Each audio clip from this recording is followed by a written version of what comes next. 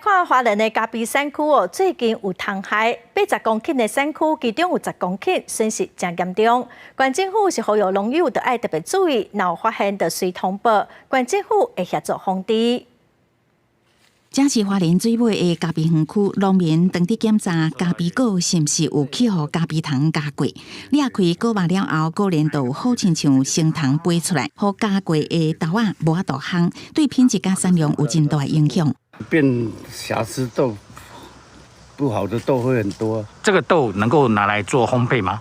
就是不行啊，就不行嘛，对不对？变成是要淘汰掉的豆了。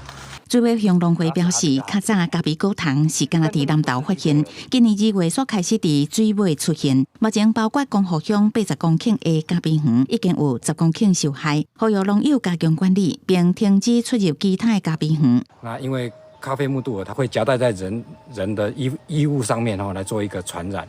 那如果农友有发现这个咖啡木度耳的部分，那最好的方式就是把危害的部分把它修剪下来，然后用焚烧的方式来做一个处理。为了避免虫害传开，县政府已经请地改良场、台东分场协助治理，也希望农民会当做好田间的监测和管理。主要是清园，就是像一些落果的时候要清掉，然后不要再移到其他的咖啡园区。然后接下来就是悬挂那个诱引器，最好是整年度都悬挂诱引器会比较好。县政府讲，除了会甲地改场合作协助农友防治以外，后续原来要函文建议中央建立嘉义果糖监测标准。农友若是有防治技术问题，会当向地改场台东分场去协询。记者综合报道。